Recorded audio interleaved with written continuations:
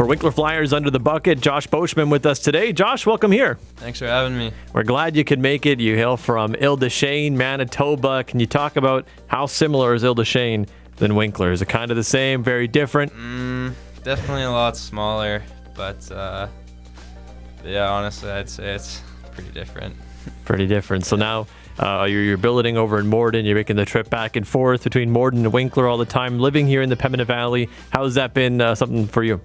Yeah, no, it's been great. I love getting out in the community and helping out, and yeah, I'm happy in Morden. Got a nice setup there, great billets, so yeah, it's been good.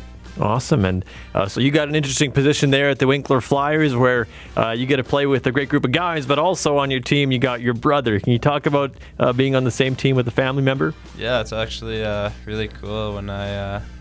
When I first got traded to Winkler, he was the first guy I called, and we didn't know how it'd be at first because we don't usually hang out with the same guys. But yeah, I think it was a little weird at first, but as the season went on, it's definitely really cool. He's just one of the guys now, and looking back from now, maybe 5 years, I think we'll realize it's pretty cool. Absolutely. I think you probably know your brother pretty well, but you get to see him in a whole different light when you're on the same team as him. Yeah, for sure. It's definitely a lot different than being at home. I think we both kind of, put our differences aside and just play. And so from what we heard from you on the air, growing up, there was a bit of competitiveness in the family. Is that kind of the same when you're on the same team, kind of competing against each other on the team? Yeah, I think it's a little toned down now, but if we get a chance to go against each other in practice, you definitely don't want to lose to the younger brother, so put a little extra hard work in. And so being on the Winkler Flyers and playing so close to Chênes and being on the same team with your brother, how is this for your final year in the juniors? Yeah, no, it's, I couldn't have asked for a better place to play my last year of junior hockey, and yeah, like you said, it's nice and close, so the parents are definitely happy about that, to see us play together, so yeah, it's been good.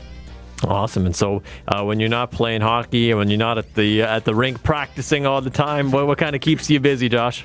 Probably hanging out with buddies on the team or just watching Netflix or watching sports usually, so. There we go. And so obviously today you're coming off of a big game in the middle of the week. Not too many Wednesday games for you guys. Can you talk about facing the Freeze last night?